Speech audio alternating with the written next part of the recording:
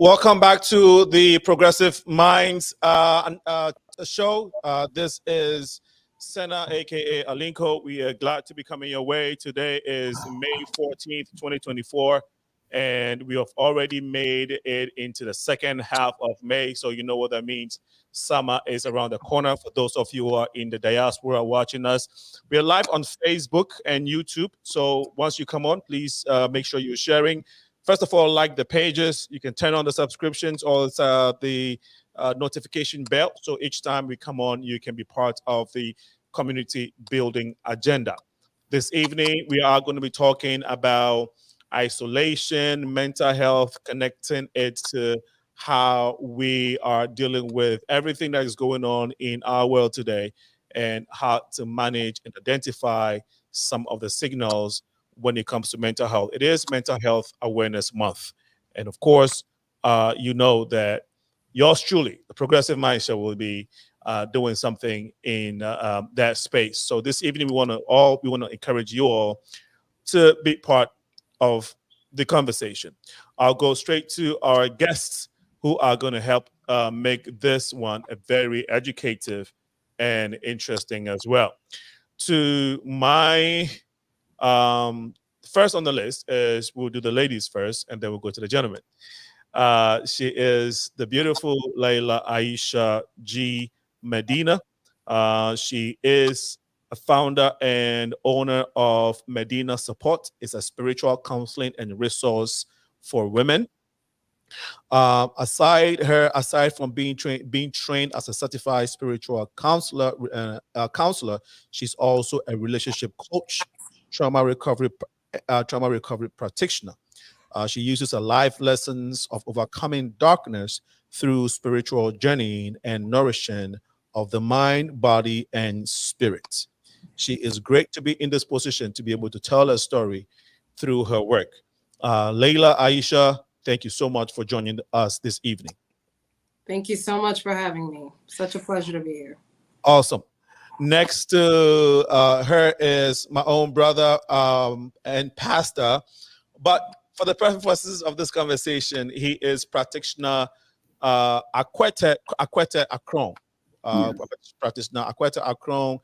It has her own practice. It's called REVERENCE Behavorial Services, located right here in Chicagoland. Brother, it's good to have you on the show once again. Thank you very much.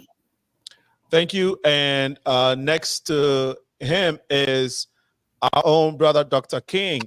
He's the only new one on the show among, actually, like Layla, this is your first time too. So Dr. King is a medical doctor. He's a general practitioner at the Pediatric and Adolescent Medical Centers of Philadelphia. It's an African-American owned practice. Dr. King was chief of community pediatrics for 6 years at Temple University School of Medicine. He also is, he received his medical license from Yale School of Medicine. He completed his residency at the Children's Hospital of Philadelphia. He's an alumnus of Stanford University, where he trained in their molecular biology labs and the National Institute of Health. He has a long decade. He was a long decade board member of Physicians for Social Responsibility, helping coordinate Legs Against Arms 5K race and others. Dr. King is a vice president of the Medical Society of Eastern Pennsylvania, representing Philadelphia area Black physicians. He's also a radio personality and has a monthly show. Dr. King is a deacon at White Rock Baptist Church in West Philadelphia, where he has been for the past decade. He has also helped maintain a children's garden, which fosters kids at Northern Children's Services in Roxborough. Last on the list is that he has received the Practitioner of the Year award from the Philadelphia County Medical Society in 2022. There are many accolades, but for the sake of time, we would like to summarize it But Dr. King, thank you so much for making the show. We're looking forward to a great conversation with you. Yeah, thank you. Yeah, I'm a 30-year pediatrician, so all the rest of it follows. Fantastic. So today, for those who are watching, if you have questions regarding children and their health, we have the doctor here who will be able to give us all the answers. Dr. King, is that right? Well, not the medical answers. I can't practice medicine on the radio, but yeah, absolutely. In terms of helping kids with isolation and mental health, and how to get our kids to connect. Yeah. Awesome. Let's start from there. What is isolation? Now first of all, let's look at the word isolation, because that's what we want to zero in on. Isolation and then need to reconnect. I'll start with Dr. King, since we're on this subject. Help us make the distinction between the two. First of all, let's identify the two, and let's make and help us get a clarification, get a distinction between the two. Yeah. So, so isolation, I said, well, what is this about? Isolation, it means insula, to make into an island, to make ourselves into an island. So it's we are normally part of a continent. We are part of a people, a tribe, a group, a family, we're part of many collections of things. And what we are usually not is, the whole no man is an island. Is we aren't usually an island. So that's the problem. And the other word, geography is, isolation is actually about geography. Peninsula, means almost an island. So there's a big difference. If you've ever been stuck somewhere, if you are stuck on an island, you are in trouble. But if you're on a peninsula, you can get to the mainland. Right. Thanks for helping us get that clarification. Leila, I know you've been in this field, an expert as well. From your perspective, would you want to chime in on the same question that I asked Dr. King? Sure. So, when we think about isolating and kind of keeping ourselves from, the kind of community and I mean, if you think about how we were all put on earth together, right? We're all connected. We all have family. We all have, friends. We go to school. I mean, we were put here, kind of piggybacking off of Dr. King. We're not a one-man show or one-man island. We are actually meant to be in community and be engulfed amongst people. And so when we isolate, and that affects us in our mental health, right? We think about isolating and what does that stem from? There's a bigger cause of choosing to self-isolate when we really are meant to be within community and spaces surrounded by people. Practitioner AKWETEY, when somebody is identified, or if a group of people have been identified as folks who are in an isolation state medically, what does that mean from your practice? Yeah, it's if we're talking about a group of people, usually it's a choice that people have made to seclude themselves from other people, and usually it's a protective measure, something that they want to use to protect themselves, especially if they're talking in groups. Maybe they feel like they're not welcome. Maybe they feel like danger. Maybe they feel that there are other things that are around them that might be detrimental to their own survival or their existence. So in order to protect themselves as a group, they isolate. So they usually do not connect with outside people. There are a lot of groups and people around that do such things. And it's usually, when you look at the basis, it's protecting themselves. Thank you. I think we're getting some feedback from you, Practitioner AKWETEY. If you don't mind, maybe trying a headset instead of the device you're using now, so we can see if it works, if it helps. But I want to continue with from what you just ended with Dr. King. How prevalent, Practitioner AKWETEY said something interesting, which is people purposely use an isolation as a weapon. Now, to get away from whatever they were trying to get away from, from your expertise, how prevalent is the situation with young people or children? Yeah, so I think it is important to make that distinction between separation or insulation or seclusion Okay. and isolation, right? So I mean, all the time. I mean, I work with people all day, all day, all day. So when I get home, me and my wife, we're not always trying to connect. We need to separate a minute. We've been dealing with people all day. So separation is not the same as isolation. So, breaking away for a moment, you're tired of the crowd, you're tired of the constant, especially us, those of us who work with people every day.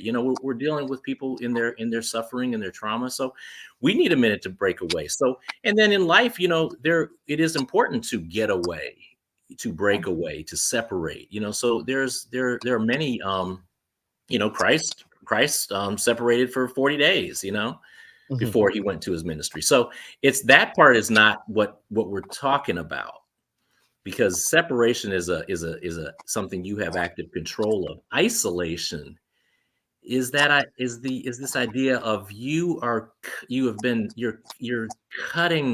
cut off.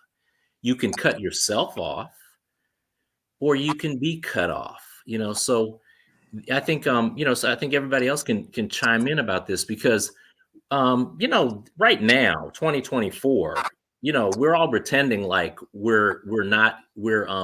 it's a mystery why we're being so isolated and insular. It was called COVID, and it murdered 1.5 million people. So I mean, this has never happened in the history of humankind, that we have actually shut down the world. Social interactions, separate by 6 feet, everybody put on a mask for 2 years, everybody. So this is an unheard of. The plague, bubonic, pneumonic, all the plagues that have happened before, we never shut the whole planet down.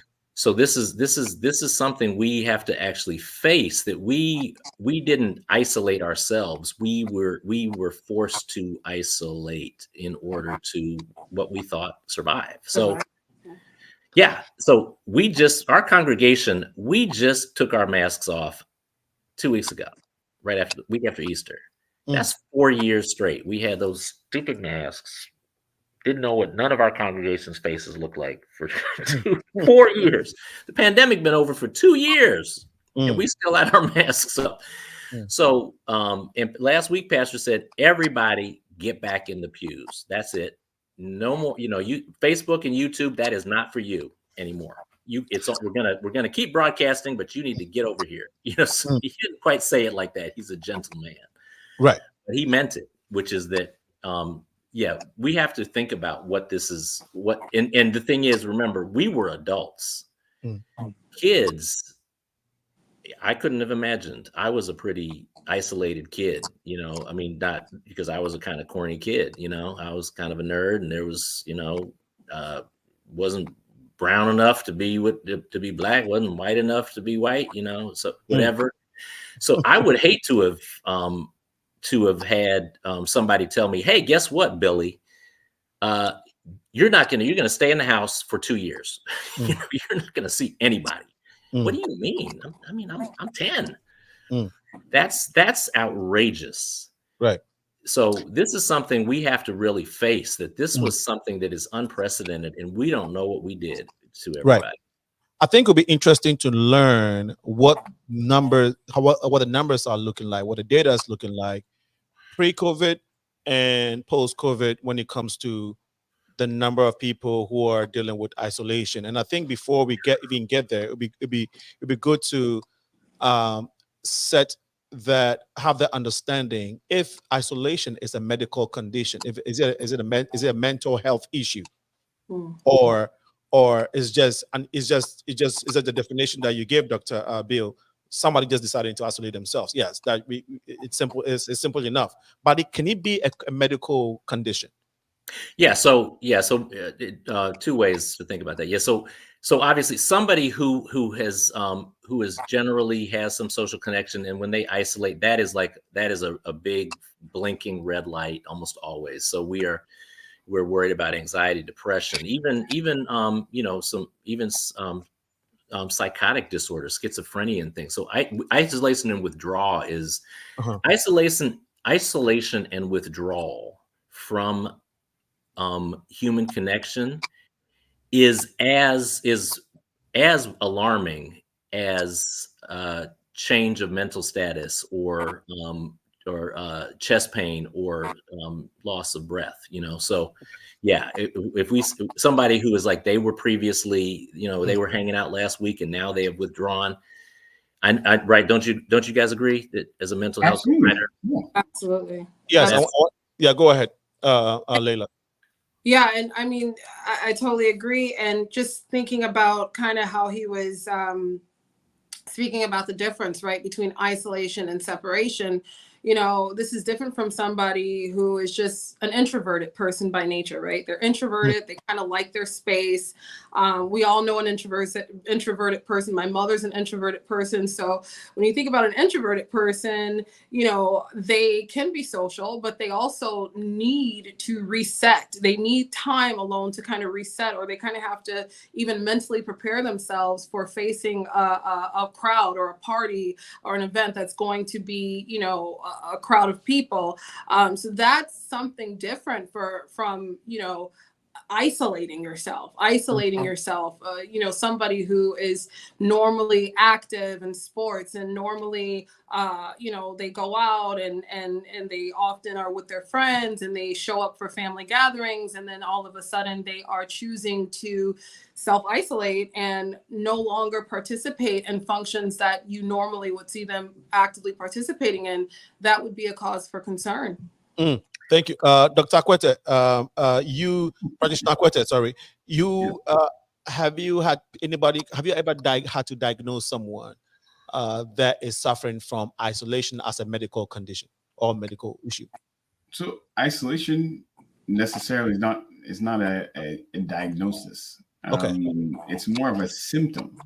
Right. And it really helps us to see that there is a problem going on. As Leila was mentioning, that's one of the biggest things we look at when we're looking at mental health issues. And as someone has been more social, more talkative, more expressive, and sharing different things with different people, and then all of a sudden we see a drop or like a completely cancellation of those kind of things, that's a very, very serious thing. As Dr. Ting mentioned, it's as serious as chest pain or as serious as losing your breath. Conditions like bipolar disorder. These are some of the telltale signs or the characteristics that we actually look for to make such a diagnosis. Someone who's normally very talkative, loves conversation, loves going out, and then all of a sudden they're in their room all the time. They're not going out. They're not even when it comes to social media, the isolation is not just physical. Sometimes it can actually be even like technology, social media. You won't see the person posting. You won't see the person taking pictures. Even responding to text messages or posts or even responding to phone calls, it goes away because the isolation is actually deeper than just physical connection. Okay. No, thank you all for chiming in on that. I think it's clearer now when what that word is when it comes to what we're trying to look for, which is isolation, and what really is on itself and how it connects to people's mental state. But we also want to see how again, pre and post COVID, how that has spiked within our society, especially in America. I don't know if there's any data on that. Leila or Dr. King, I don't know if you want to speak on that. Yeah, I spent my bio, spent a lot of time with the lab, spent a lot, with the feds. I'm not a big fan of data. I think data is easily manipulated. Is it? Okay. No. Of course, it's not, meaning, I often, when I do these things, I actually, with some things like this, what we do know, the rates of depression are things like double, tripled. Okay. The rates of the actual end result of some of these things like depression, anxiety, are suicide is doubled almost. Post-COVID. Meaning this era, the 2022s to 4s versus the 2018s or whatever. Gotcha. And opiate deaths, things like that. the rates of students non-completion is, you know, in schools, they're talking about 20, 30, not 20 or 30, percent, but tripling, Absolutely. quadrupling, with people not, the elements of isolation, of antisocial behavior and interaction. We see all these anecdotal things, but the numbers are really incredible. And we saw obviously, if you look at just some of these hard, ugly statistics like homicide rates post-pandemic, and the rates coming down in 2 years, carjackings, immediate post-pandemic, and then the rates coming down in 2 years, beginning to return to, we had rates of homicides in Philadelphia that were beyond the what we thought were the bad years in the 1990s, when we had 500 plus. We had rates that passed that and 100 more. Now they're back lower, significantly lower. And you can't say like, what, the criminals changed in 2 years, the cops changed no. What was so different? The thing is that we had this total separation of each one from the other for 2 years, and we can see people are not back to being normally socialized. I don't know if the roads in Chicago are different, but in Philadelphia, East Coast is bad drivers. We've always, always been driving bad drivers. Same with Chicago. This is not bad driving. This is like, that's a felony, dude. That was a felony. You can't drive across into the other lane and pass a school bus and then cut in front of 2 more people to run a red light. That's a crime, man. Mm-hmm. So we're seeing stuff that we unprecedented, I think. How long have you been, Pastor? How long have you been? I haven't seen people this off the chain. Yeah, I would agree. Man, people have lost their mind. Yeah, no, and the thing is, it's not like we're coming from Right. from like howdy doody land. Chicago and Philly, people have always been rough and tough and out of their minds and difficult people. No, this is different. This is very true. You can't, the experience that we endured, it was a crisis. It's not normal. And I don't think anybody has been able to come out of it normal. Well, wasn't normal. A pandemic shutting down the whole earth, it wasn't normal. So nobody has come out of it. I think everybody's still kind of gradually trying as best as they can. And you've had people who have really lost it. And I definitely would say, in my experience, more than ever, I get people constantly inquiring about services for their children. We live in the world of technology where we are connected through disconnection, right? That's what technology is, right? We are connecting through a disconnected route. Yeah. And I do think we have to ask, we have to realize that if we don't think that isolation has a profound destructive power, then think about who uses it. Who uses it is the most punitive, most, if you want to really break a prisoner, a mass murderer, a gang leader, a man, somebody who is a thug, or anybody else on the planet, you put him in solitary confinement. You don't beat him. You don't call him names. You don't tease him. You don't waterboard him. You put him in solitary confinement. If you do that long enough, you will destroy that person. It's the one tool that any jailer knows. You think you can't be broken? Just give me a few months by yourself. When you come out, you're broken. You may think you're not, but I know I broke you. It's that powerful. It's that powerful a weapon. That's my attitude about stuff. When people say, "Oh, I don't know if it's that bad," Yeah, well, who uses it? Right. having said this, Dr. King, Practitioner AKWETEY, maybe you can comment on this, or Dr. King, if you want to follow up, because this is a very clinical question that we want to know about. How is that? Can we make a correlation between isolation to our physical health and how it connects to heart disease, stroke, and all of that? Is there any connection between these? Oh, do you want me to take that? Yeah, I can take that. So yeah, in general, depressed people die quicker than people who are happy, who are more fulfilled. It's almost as if the soul is telling the body that there's no reason to move forward. So it's almost like physically your body can start to shut down. So you can see clinically someone who's has everything going for them, who's happy, and then all of a sudden, let's say a spouse dies and they fall into a very deep grief and deep depression, they physically break down.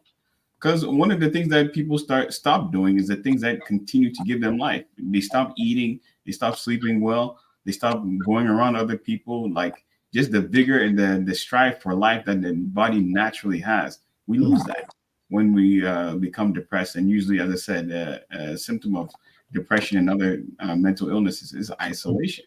So as Dr. King mentioned, like it's a very, very powerful tool. Isolation can break a human being down. You can be isolated for a certain amount of time, depending on who you are, and actually start to go into psychosis. You can start to see things. You can start to hear things. You can start to lose your mind literally just because you haven't spoken to somebody. And being both in ministry and also in psychiatry, it's what I consider is that the soul is losing itself. Because God has made us not an island, but He's made us connected to other people. We have that connection. And when we lose that connection and we're not around other people, like we don't function properly as human beings. If you've ever seen the movie Castaway, the person who was stranded on an island by himself, he had to create another form, Wilson.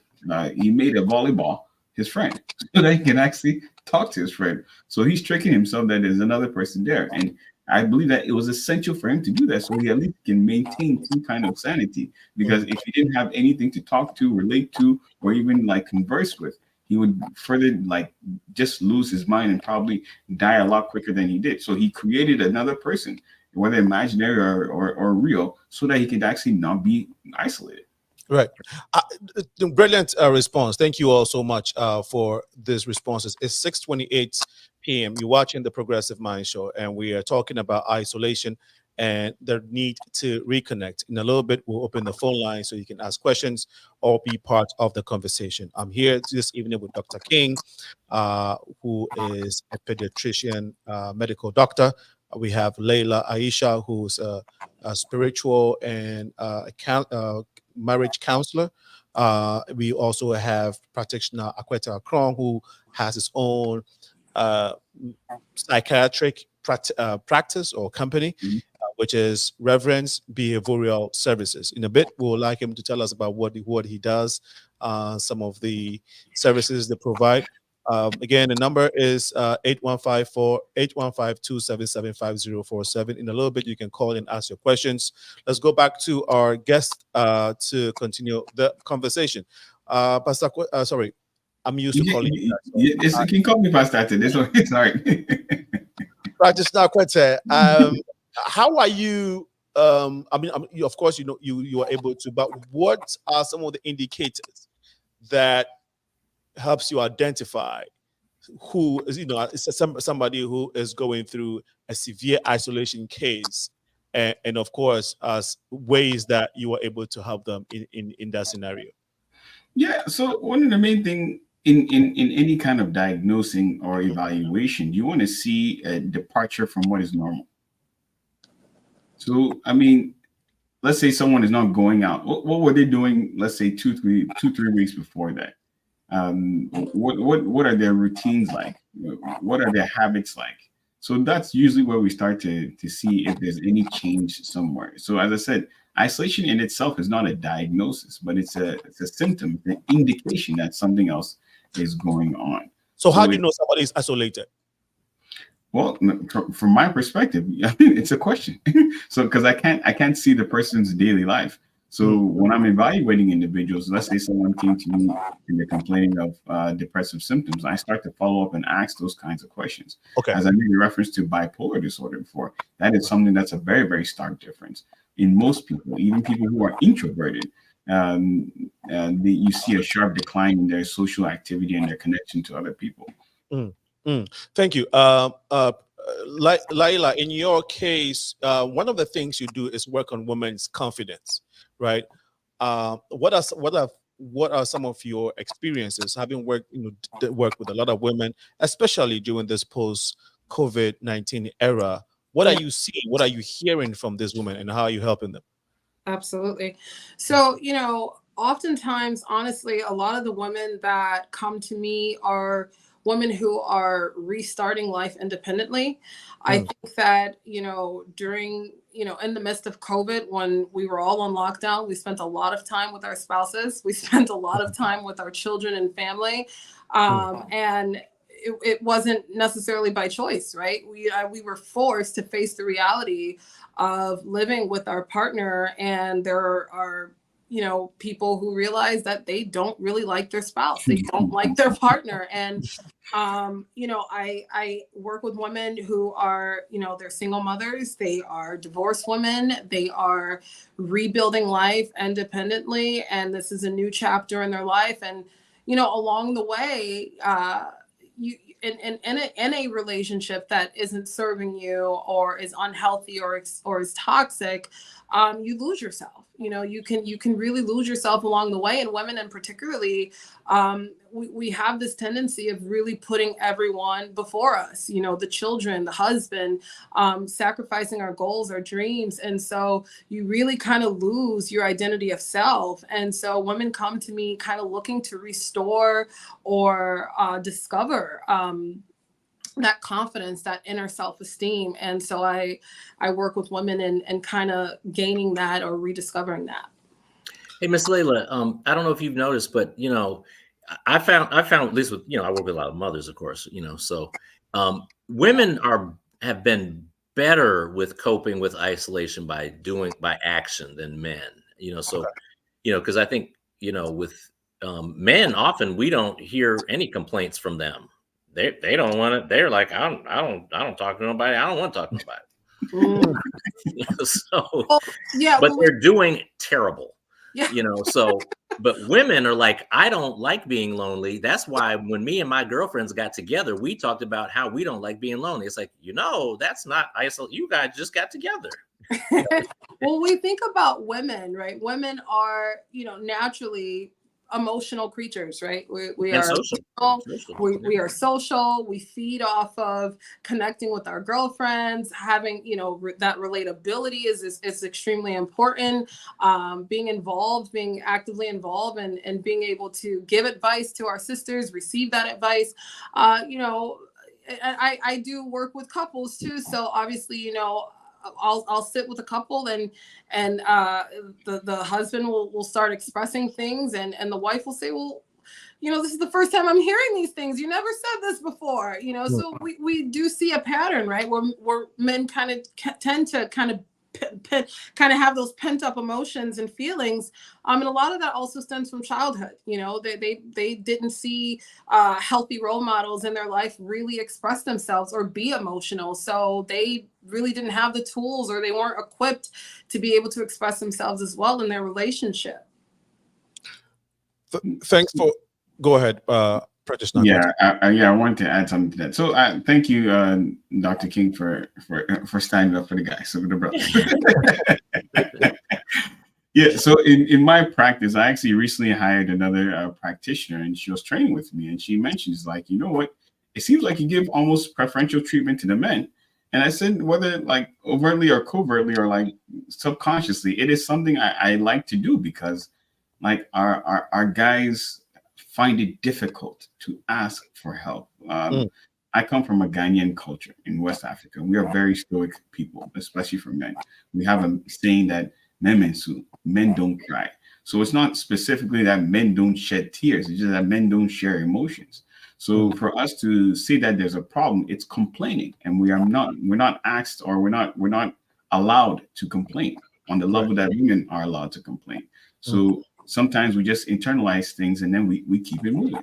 And if we don't have like close friends or close relatives that we are open to share things with, like it just is a burden. And it might not be as sharp as a decline as you would see in a woman, but it's a gradual decline that you see in a man.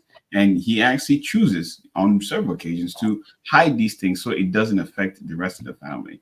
It's sometimes a very, very big burden that the men carry. And because women normally have trouble relating to men and men have trouble relating to women, and women expect men to behave like women and men expect women and women to behave like men, there's a disconnect when you see a man struggling, but they're not struggling as a woman would struggle. So what is the image? Oh, he's not struggling.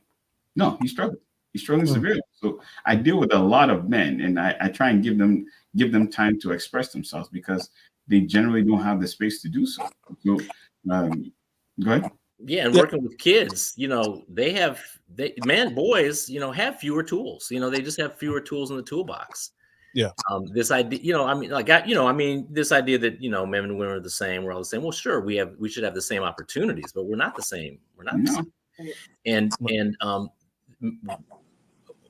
now, you know, I try to tap my inner woman if I'm trying to learn how to relate, because the thing is, you know, my mother did it better than my father. My grandmother did it better than my grandfather.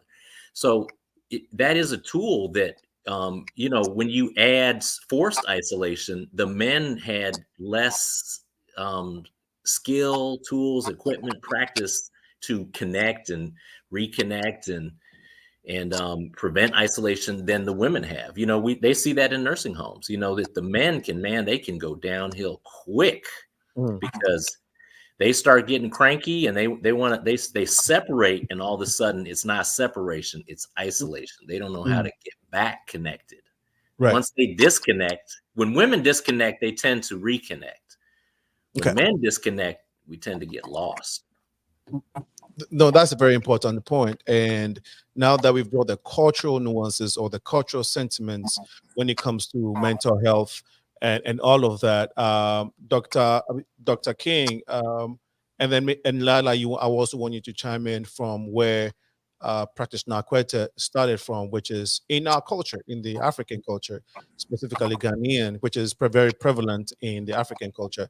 How is this an issue, or how would you want to respond to this? Is this something that the African American struggle with? Is it an issue within the diaspora, within the African American culture as well? When it comes to, I mean, so traditional, you know, Black, Southern Black, you know, the Kings are from, you know, deep Georgia, and via West Africa, you know, those boats stopped in Charleston, dropped us off from West Africa, from what I can tell from Ancestry.com. But that cultural legacy of stoicism, that's my grandfather and those king men. And you know, so I think that, and I think most diaspora cultures, you know, we African people, it's a point of pride. It's not like we're doing it because we think it makes us bad or disconnected. We think it makes us strong to not complain. But not so. You know, I sometimes I use when I talk to young, I said, I'm not asking you to complain. I'm just saying you need to explain what's wrong with you.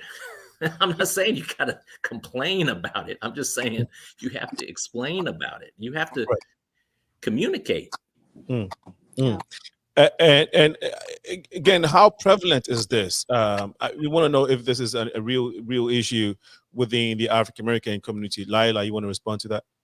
Well, I mean, when you think about, you know, what African Americans are faced with, you know, constant injustice, discrimination, trauma, you know, lack of access, you know, to opportunities. I mean, you don't have a choice but to be strong, right? You are constantly carrying the weight on your shoulders, the weight of the world, and you're constantly getting knocked down.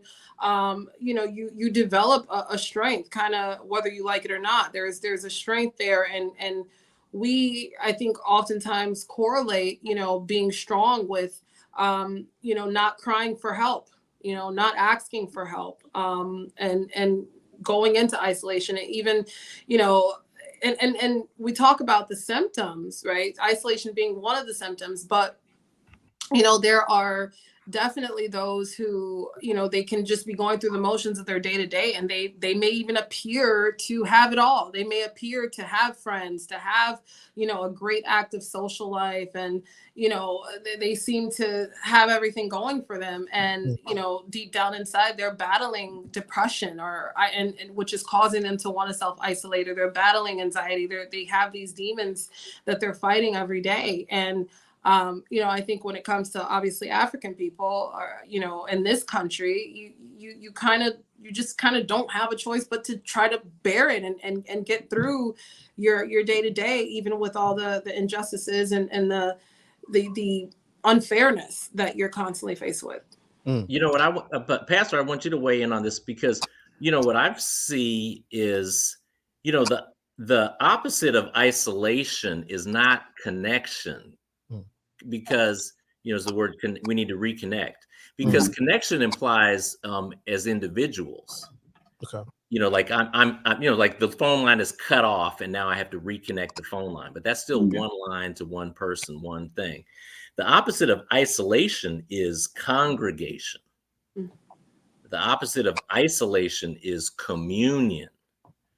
It's a, you know, so the one strength that colored folk had was most colored societies did not think of themselves as individuals. So it didn't matter if you were trying to isolate yourself, nobody else was going to let you be isolated. They were going to, hey, what you doing? Get over here. What's going on? Get out of your hut, you know? So this idea somehow that we like individually need to reconnect with each other. What are you talking about? We're supposed to already be in one space connected with each other. Yeah. So you know, it's when you take away that, now you leave us bereft. Right, Dr. King. So just piggybacking from what you just said, could we also see reconnection as not only reconnecting to maybe an individual, but similarly reconnecting to the things that we used to do that made us social, that got us mentally sane, and gave us that mental health that we needed. Could we also make that argument that? Yeah, my prescription for kids, when mom's like, you know, my child is isolated, he's depressed, he's anxious. Yeah. I mean, obviously I have to refer them to mental health counseling to have somebody talk to them. Okay. But my attitude about that is like, you know, you could just talk to him, mom. He's right there. You do it. Make him talk to you. He's right at your house. At home. But no, I mean, my son, he never wants to talk to me. He never talks to me, but I still try to talk to him, just because he won't talk to me. But the thing is, what I prescribe is join something. Okay. I don't prescribe talk to somebody. Join something. Yeah. Join the Scouts. Join the football team. Go back to church. Okay. Let me chime in on this one if you don't mind. Yes. So one of the problems that we have today is that because we are so connected with our devices, through social media, we've misconstrued that connection with actual true connection. We are human beings. So before the phones were there, before the tablets, before the internet there, the way we got together and we lifted each other's spirits was by being with one another. So now somebody has an online friend who they play video games with, or they have a social media platform and they connect with people that way. That doesn't fulfill our needs as human beings. It does not. And because we have that, we feel like, okay, that's another means of connection, or that's part of connection. It is not. I mean, when you look at human beings and even Jesus Christ, there was a disconnect between man and God. And what did God do? He came down and he connected physically with mankind. Yeah. So that is the power of that physical connection. So in this day and age, we believe that the phones do everything. Oh, I gave him a call. Oh, I FaceTimed with him. That's not sufficient. So when people are in isolation, they need that human contact. As I said, it's the iron sharpening the iron, the soul strengthening the soul, not fire lighting another person's fire, and it can't be done over the phone. So in place of actually being there with somebody, we've chosen to give them a phone call or send them a text, which is not getting the job done. So that's why you see a lot more being like going astray. Of course, COVID had a tremendous amount to do with it, but I believe that the current technology is not fulfilling the needs of a community and the ecclesia or the congregation, as Dr. King was talking about. Thank you so much. Go ahead, Leila. Sure. Yes. I was going to chime in and say, you know, a lot of the couples that I see, they're parents. And, you know, believe it or not, some of the most, what you would think would be so trivial, I call them their skills practices. I always send my clients off with a skill practice. And that skill practice literally may be just, you know, setting a time, setting a day every single week and making a consistent effort to spend quality time with your family. And it is something that seems so trivial and so small, but it's really meaningful and it's really big. And you'd be surprised at how many actually struggle to stay on task, to keep that commitment. And, you know, every Sunday, you know, at 11 a.m., you're going to be right there with your family in the dining room or in the living room, and no, you're not going to be on your devices. Something that little of a task is actually so huge, and it is the hardest thing to, you know, to continue to ensure that it's consistent. So they'll come see me and you know, I hold them accountable and I'll ask them, did you follow through with that task? You know, well, this came up and that came up. So I think that, you know, I would definitely agree with, you know, having them and encouraging them to join in spaces, join in sports, joining in recreational, but also ensuring that, you know, the foundation is at home and encouraging time spent together. Making sure that, you know, I mean, just even think about in this country, there was a time where we all sat at the dinner table. We shared a meal together. We sat at the table. We had dinner. We discussed our day. We discussed, you know, our goals. We talked as a family. And, you know, now everybody kind of has their phone. You know, they have it. There's tablets. There's always a way. Again, like I said, there's connection by disconnection. So, yeah. Thank you all so much for sharing. And we've done about 47 minutes into the conversation so far. We're discussing isolation and the need to connect. This is in lieu of acknowledging Mental Health Month. And so if you want to chime in, the number is 815-277-5047. If you want to ask a question or just be part of the conversation, please feel free to do so. We're live on Facebook and YouTube. Once you are there, you can like the page, subscribe, you can share with friends so we can all be part of this discussion. We want to Practitioner AKWETEY, I wanted to also follow up with you. We hear a lot of arguments as Africans. Oh, Africa is not developed. You know, we compare ourselves to America and all those developed worlds, the Western world, a lot. We hear that a lot, both on the continent and here. You know, do you think that the way our system and our culture is structured, would you say, or would you think that it kind of helps reduce the cases of isolation, which leads to depression sometimes, and mental health? Would you say that is congenial to when it comes to these conditions that we're discussing, as compared to the Western culture, where you have all these distractions? Actually, you were spoiled for choice, and sometimes the conditions here is so stressful that it leads to it's ripe for mental health issues. Yeah, you know, when you said that, the first thing that came to mind is myself and my wife. So as I said, I'm Ghanaian, born in Ghana, partly raised in Ghana, of course, to Ghanaian parents. My wife is African American, born and raised on the west side of Chicago.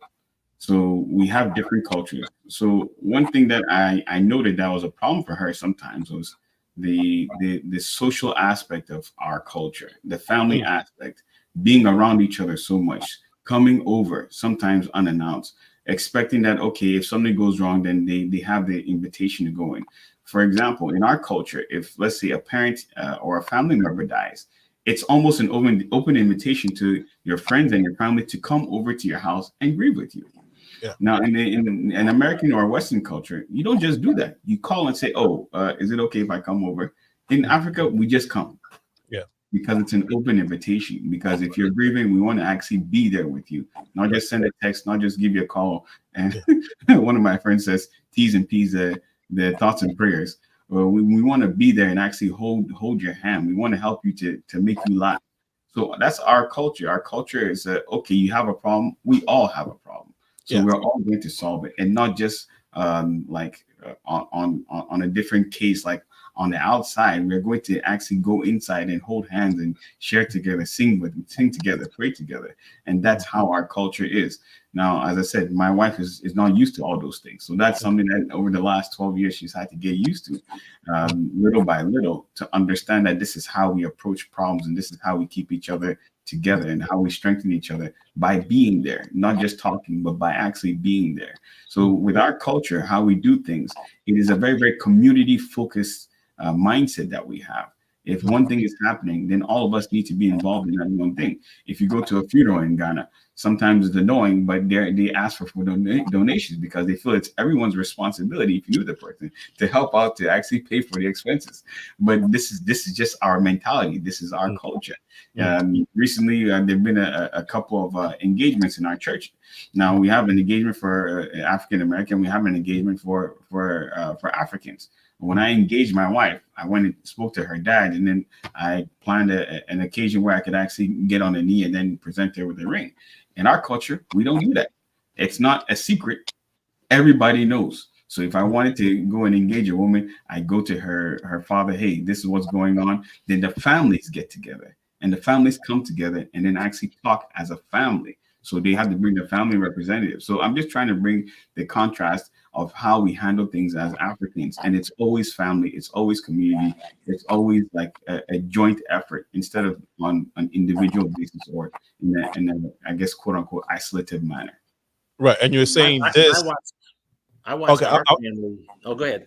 No, I was just going to make sure that he connects it to the issue of isolation and mental health. So, Practitioner AKWETEY, you were saying that these norms and traditions help mitigate the issues of isolations, which leads to mental health, depression. Okay. Exactly.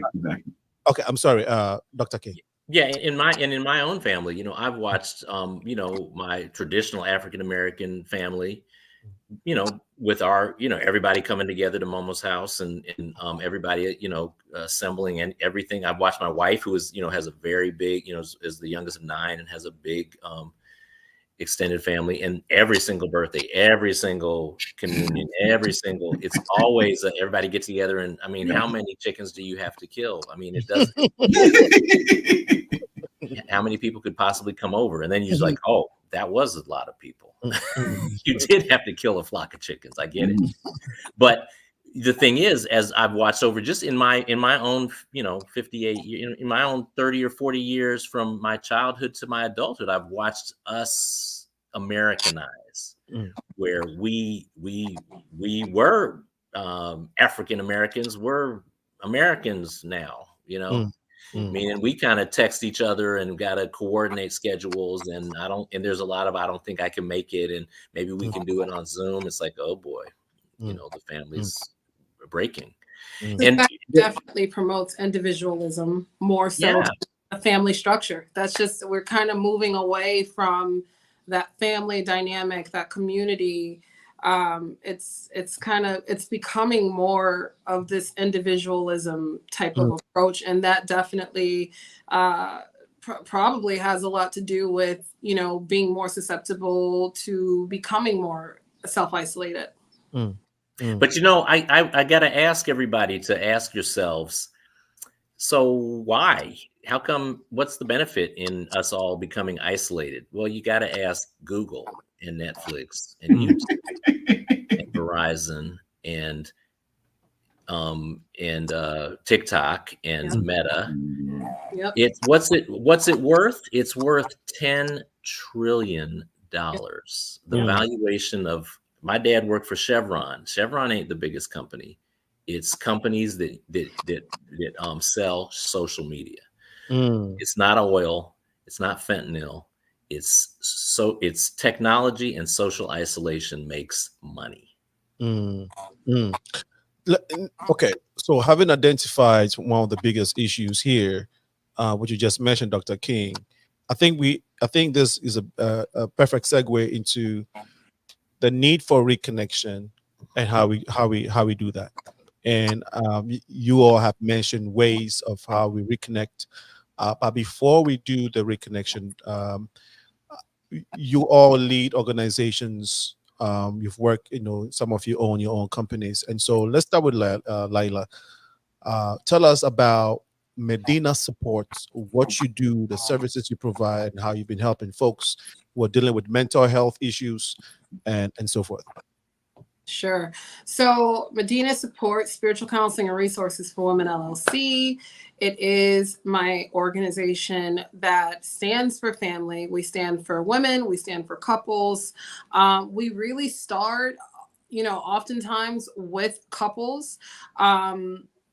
A lot of the couples are parents. So, it's really about addressing trauma, addressing, childhood issues that present, because we all come with our trauma, right? We all bring our trauma into our relationship. We don't just come as ourselves. We come with trauma.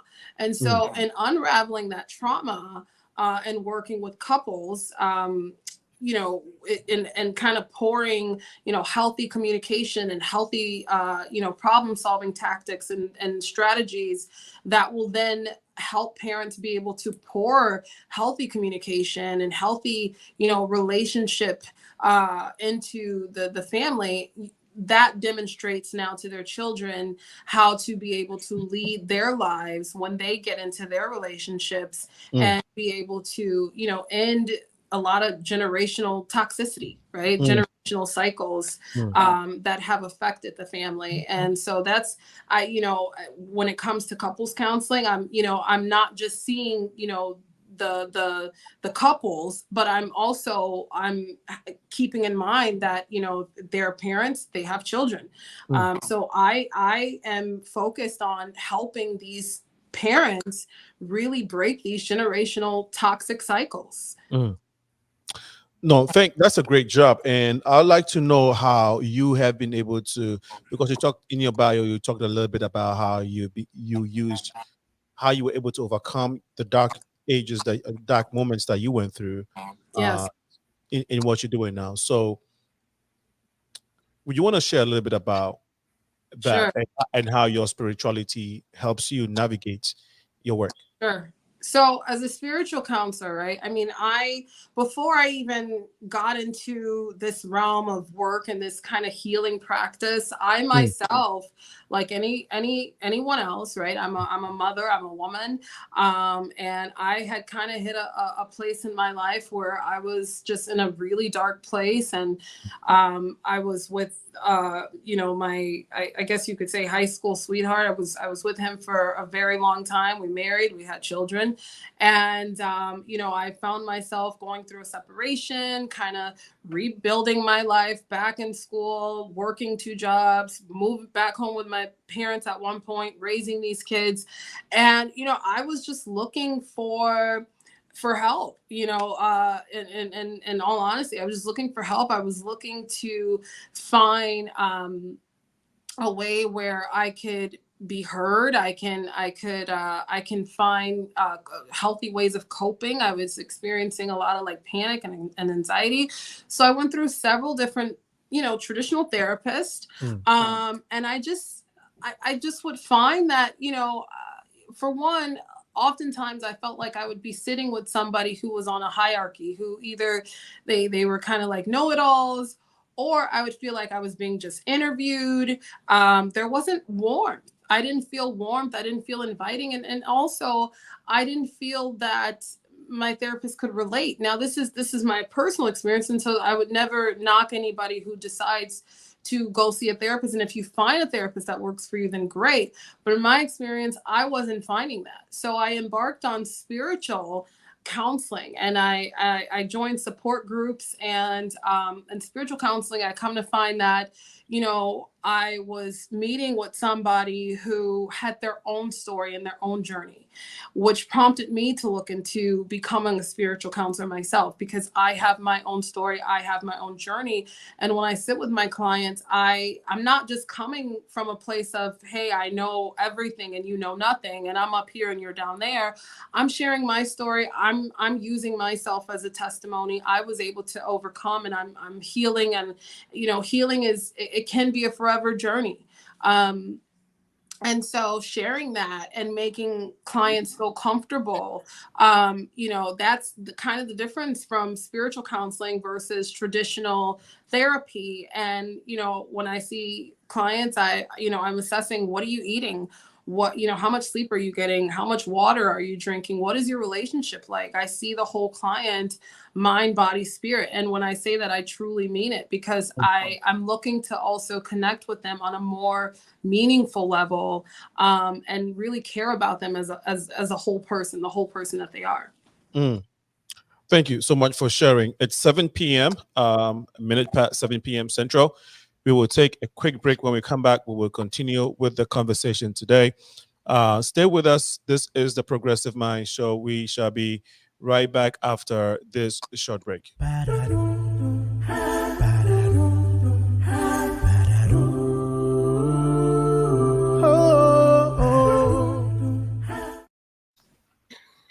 Well, we are back, but we shall be right back after this. Okay, so this is the exchange ceremony, and it would be held in the city of Chicago, June 20th, 21st, and 22nd. The exchange ceremony is the coming together of the African diaspora as we share our cultures through food, fashion, and dance.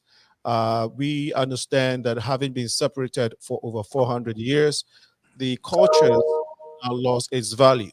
Whether you find ourselves in the Caribbean, South America, Latino, African American community, or even Africans who are living here. And so we understand that part of our separation as a people has been due to a lot of factors.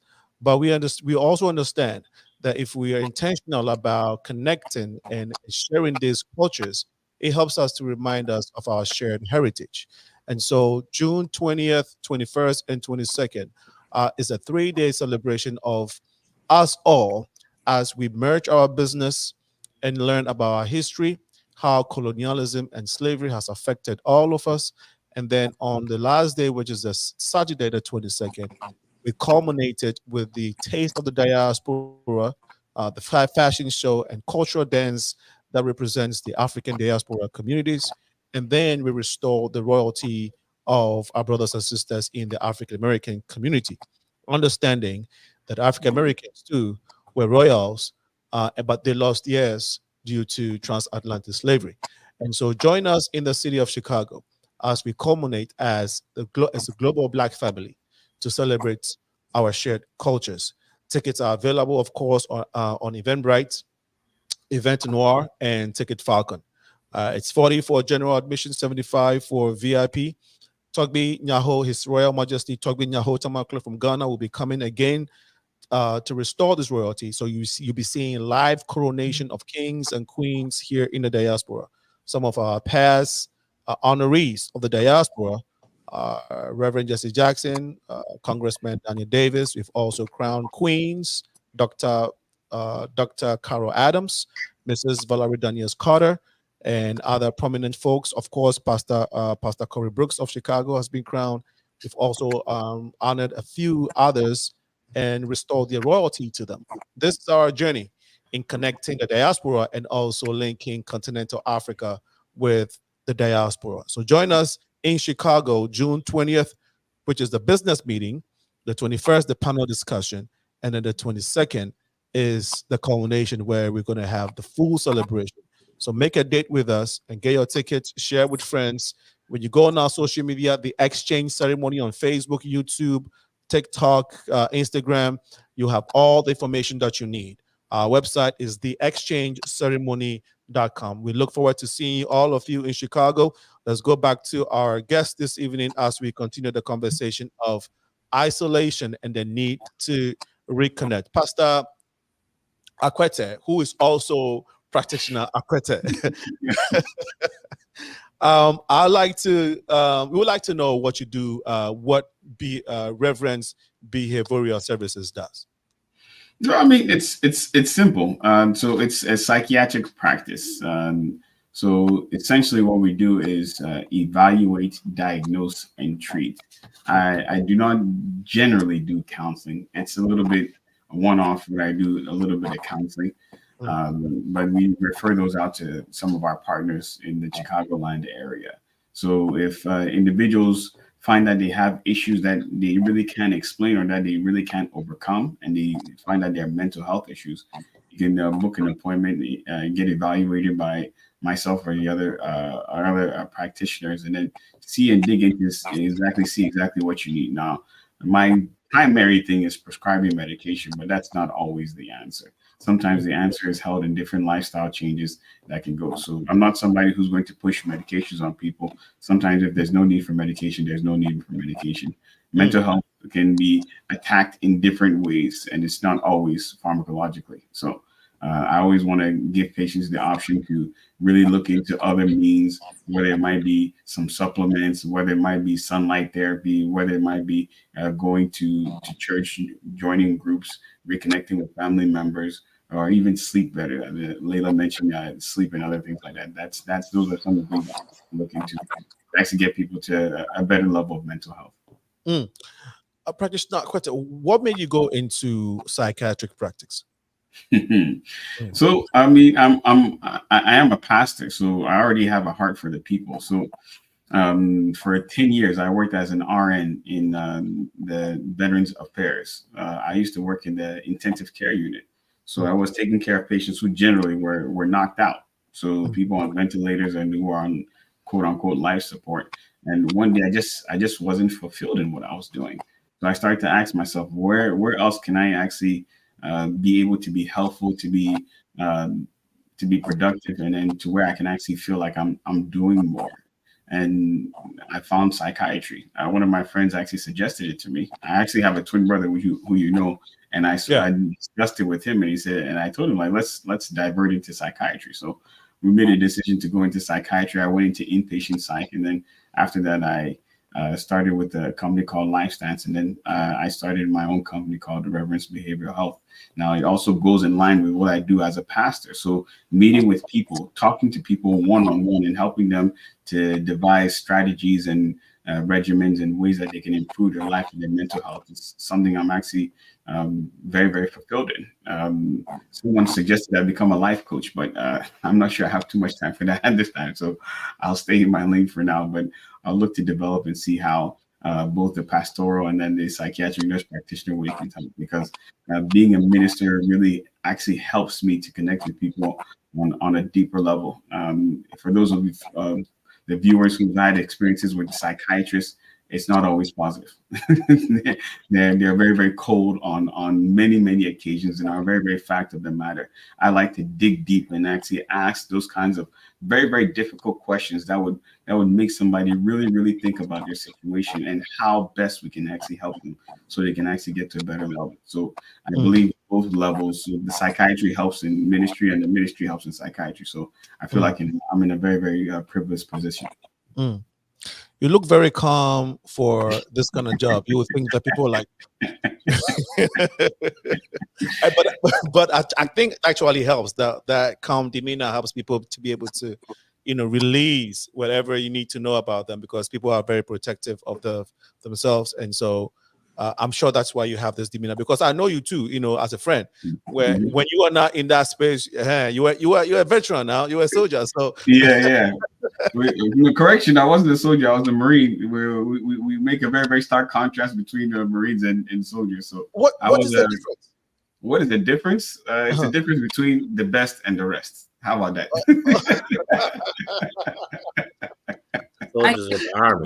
My grandfather is a Marine, so I know. She knows what I'm talking about. Okay. Bro, Thanks for this lesson. We'll talk offline. You know, I'm laughing so hard. Good. Oh, yeah. Well, okay. That's very funny. Thank you for sharing this. Before we come to Dr. King, there is this thing that I've always also noticed about people who do counseling, life coaches, and of course, people who are in the field that you are in, my brother. You seem to talk about spirituality. I seem to find people talking about spirituality and a life coach and counseling. What's the correlation? What is the correlation there? How important is spirituality to helping people get their mental health right, or their spiritual, their marriages or relationships right? And I think I want to ask Lila, how significant is spirituality to your work?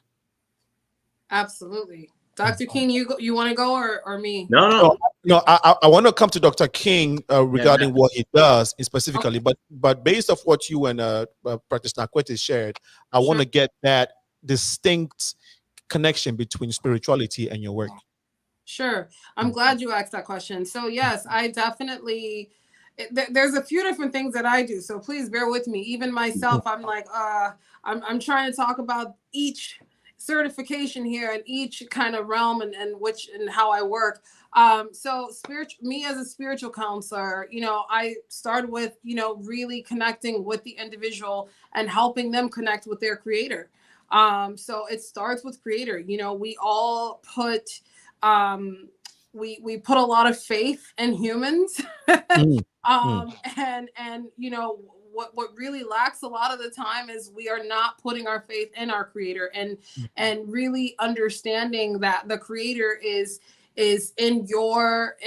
working for you, right? Is working to help you make whatever you want to make of your life, right? The creator is working in your favor, wants your best interest at heart. And, when you are, for example, like, as I mentioned, women who come to me who are coming out of a toxic relationship, oftentimes, they have this breakthrough or aha moment in our sessions where, they realize that they put everything into this relationship. How could he disappoint me? How could he let me down? How could he fail me? I gave him everything. Well, but that's the actual problem, is that you gave him everything. You gave everything to a person, to a human, to a man, instead of giving your all to your creator.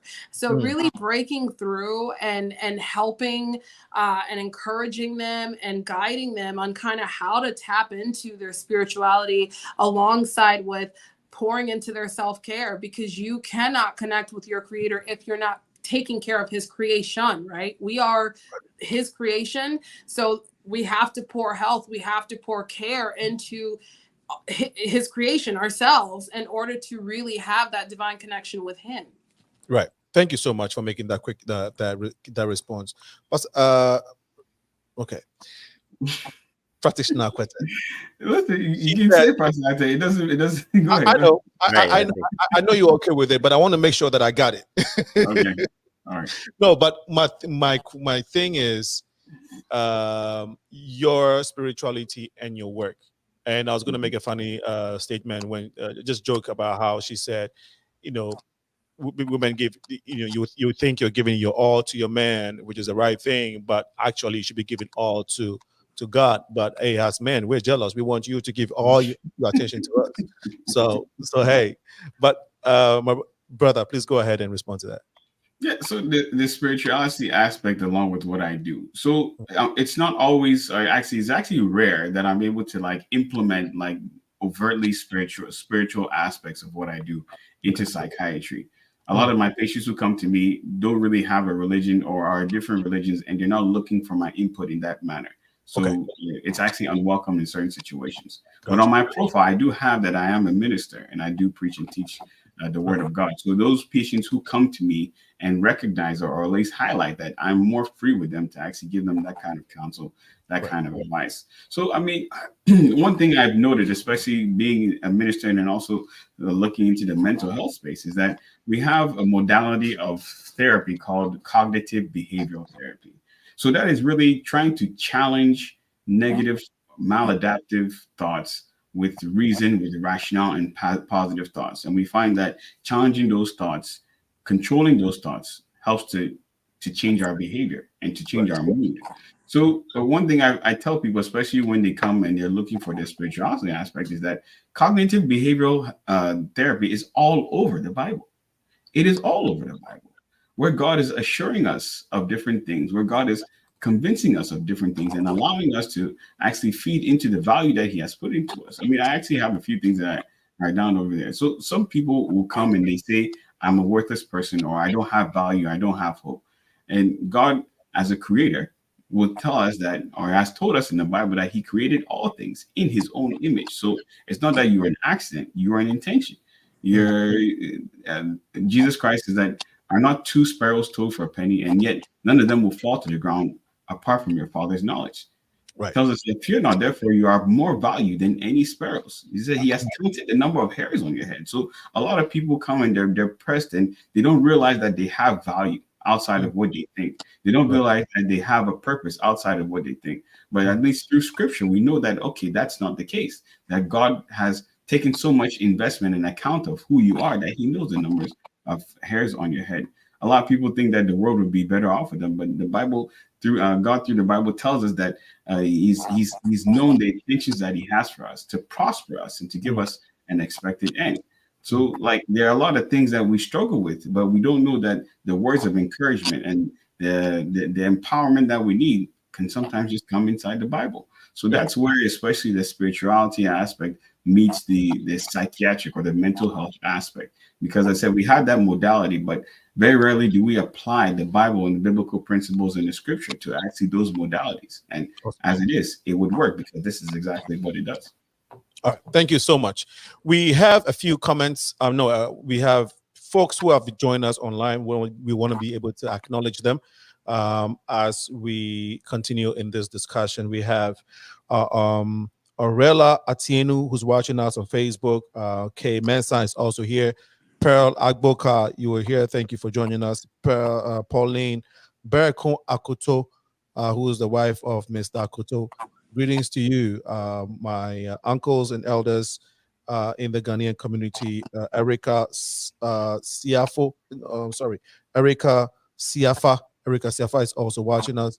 Thank you so much for joining the feed this evening.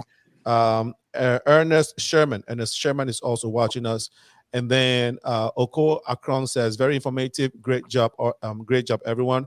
Thank you for joining us, Oko AKRONG. And then we also have JJ. Sorry? So that's my twin brother. Yes. That is yes. You see, yeah. I don't know, for some reason. Okay, he's AKRONG. Okay, you are AKWETEY, he's AKRONG. Okay. No. AKRONG is our last name. AKWETEY is my first name. Yeah, okay. And thank you for joining us, JJ Alasan. Once grandma and the older generation passed, it separated us. Okay, I think this was a comment. This comment that I think it came through during when we were talking about the communal aspect of Africans and how it helps us mentally. Okay, so I think we'll go to Dr. Bill. You've practiced for over 30 years working with children. In a nutshell, what has been your observation and experience when it comes to mental health and children? Well, I've been a pediatrician for 25 more plus years. I've been, a physician for almost 30. Okay. And the bottom line, is that, kids are people, and we are made to connect. Kids are having trouble because of the adults. Kids are kids. If you help them connect, they immediately connect. If you connect with them, they immediately connect. So there's nothing fundamentally different about kids. What's fundamentally different is us. Okay. We as parents, we as society, we are doing a bad job. And we are letting the internet get in between us and our kids. And so those two factors, the fact that we are disconnecting from each other as adults, is making it difficult for our kids to figure out how to do it in the first place. When I went outside as a kid I wanted to go to the library. Everybody made me play baseball or basketball or football. I was terrible, but it didn't matter. Everybody had to play with everybody. All the kids had to play outside all the time. And I was like, you're the shortstop. And I was like, I have to go back. I have to go to the library. No, first you got to play baseball. It's like, why? So what I'm saying is that when I was a kid, kids had to be connected to each other because you had to get home. And the only way to get home was with a bunch of other kids around. Now, if a kid goes outside, I have not seen a group. We're at Philadelphia. Philadelphia was all about double Dutch jump roping. So this was that, this tradition of, turning the jump rope to jump ropes. Yeah. Right. So I have not seen a double Dutch crew in Philadelphia, North Philly, West Philly, South Philly, Northeast, Overbrook, all the neighborhoods of Philly. I have not seen a double Dutch crew since 2018, pre-pandemic. The connection between, if a kid goes outside to play, there is nobody out there for them. If you go to a playground, there are more adults with that kid than there are kids for the kid to play with. I never saw an adult at a playground. We thought that was like, who is that? Why is he here? There was never an adult. Kids were just together. So we have changed the world. We have not changed kids. We're asking why they act up and they act out, why they're having trouble, why they're doing what appears to be insane things. You mean antisocial things. So I've been doing this a long time. I've seen generations of kids, and the kids are all the same and the parents are all different. Internet is the deciding factor that is breaking them.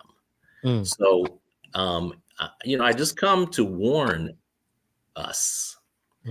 We African people, we know how to relate. The comment where it said, when my grandmother died, when grandma died, then we don't connect. Guess what? She's dead. You're up. Yeah. You're the elder now. I'm the elder now. So I don't spend my time worrying about whether I'm lonely. I'm trying to make sure that my nephews know their cousins, that my kids know my nephews or my niece or the other that generation, because later if we didn't connect them to each other, how would they? We have to find each other on the internet? That's lame. So I really think it's important for us to recognize that we're the problem. It's not anybody else's fault. We simply have to do it, which is to reach out, to join up, to join together. Dr. King, how has spirituality been for you in your 30+ years of medical practice? Well, I went through, meds. I joined, I've been a pastor for about, that's my wife calling. I'm going to tell her I'll call her right back. I've been a member of my church for more than 20 years, but and I was, my mom, I was raised in the church, and through college and med school and the hospital, I was not in church. And I suffered greatly, and that separation, when I joined church, that gave me the strength, and it was not it wasn't my connection just to God. It was the congregation, connecting to people of faith, right? And I'm a deacon now, not a good one, but I'm a deacon of a good church. I'm a deacon. I'm a part of a good congregation. So that makes me a good deacon. As an individual, I don't know, but I know I'm part of a great church. Like if you're a Marine, there's no such thing as a bad Marine, because the Marines are good. They're the best. If the Marines are the best, you're the best if you're a Marine. I'm part of the National Health Service Corps. We think we're the best, but it's only the we. So my point is that, it's that faith has been my my strength and my refuge. It's also my secret weapon.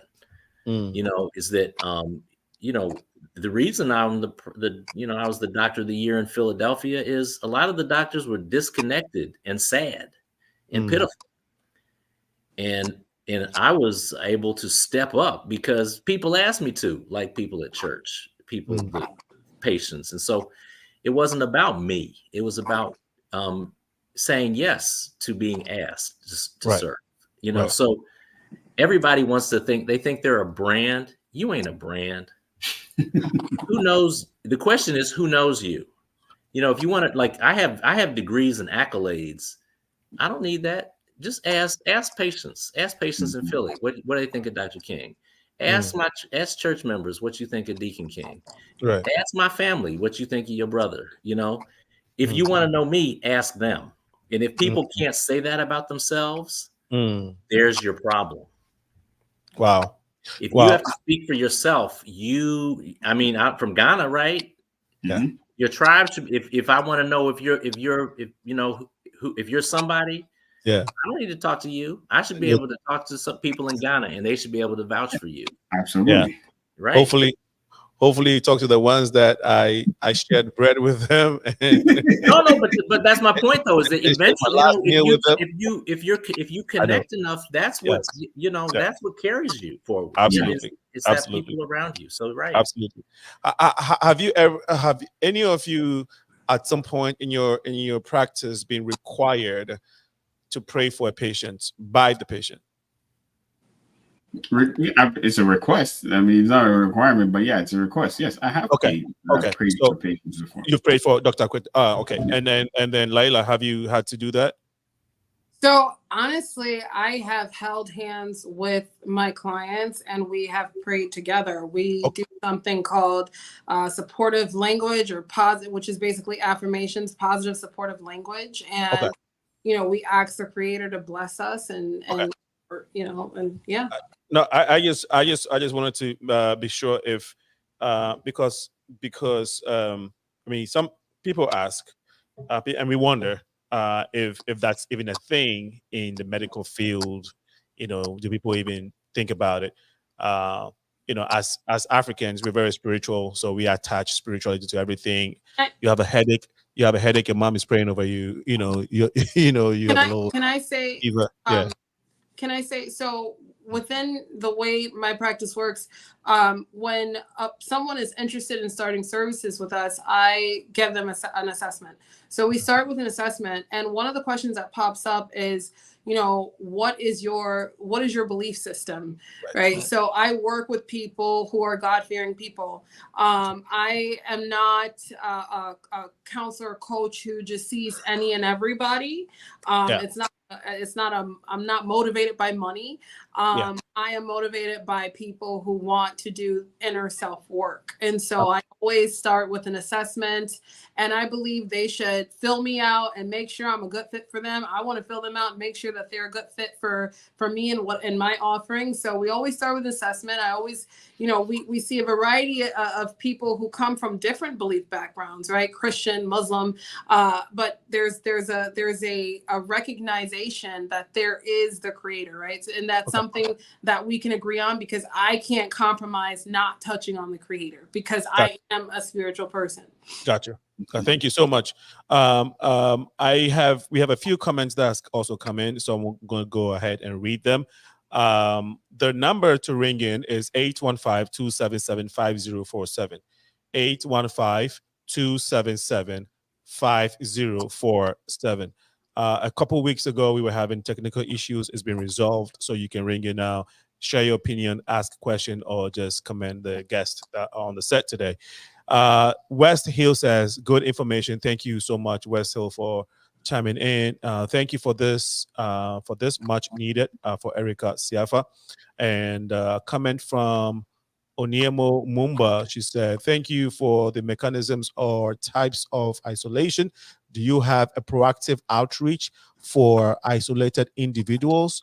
What would a checklist for separating different forms of isolation look like? Have you ever encountered politically initiated isolation or handled academic isolation of a competent individual? I need this person as my co-host. Brilliant question. Onesmo, thank you so much for your question.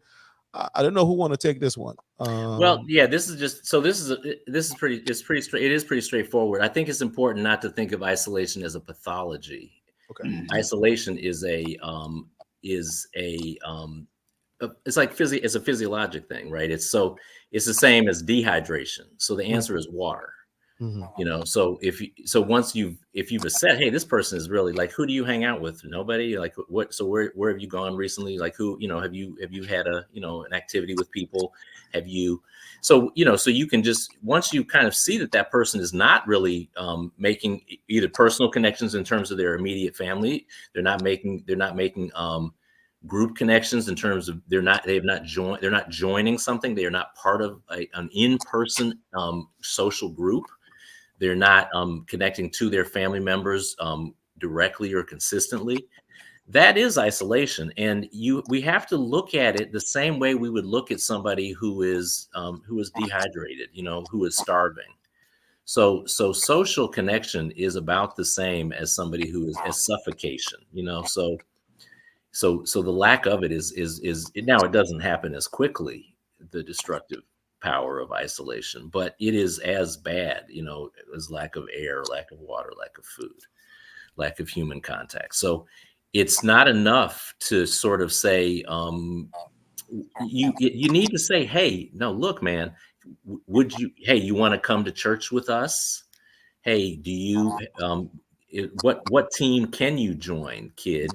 Mom, you have to let this girl join a dance troupe. She says she likes to dance. She needs to dance with other kids. She shouldn't be dancing on TikTok. She needs to dance with other kids. So it's not enough to think you're going to just take pictures of yourself dancing and think that you're dancing. Dancing is for us together. Right. I'm a bad dancer. I dance together badly. So thank you. It's thank not you, enough. We have to look at it like triage. You have to help them connect. It's on us. Yeah. May I add something to that, please? Yes, quickly. So as he was talking, he just reminded me of a patient I saw almost 3 years ago. Now, this guy was about 48 years old, a Caucasian gentleman, and he had done well for himself financially. So he was able to retire. So he retired at that time. So he retired the year before I met him. And he said, I asked him, like, when did all this start? He said, maybe about 6-7 months after he retired from work. And I was like, so what is your daily routine? He's like, well, I wake up, I help the kids get their stuff so that they can go to school. And then I come home and I'm pretty much to myself the whole time. I was like, you don't have any friends? He's like, yeah, I'm not so isolative. And he even told me, he is a little isolative. And he even told me that for his wedding, he didn't have any best men for his wedding.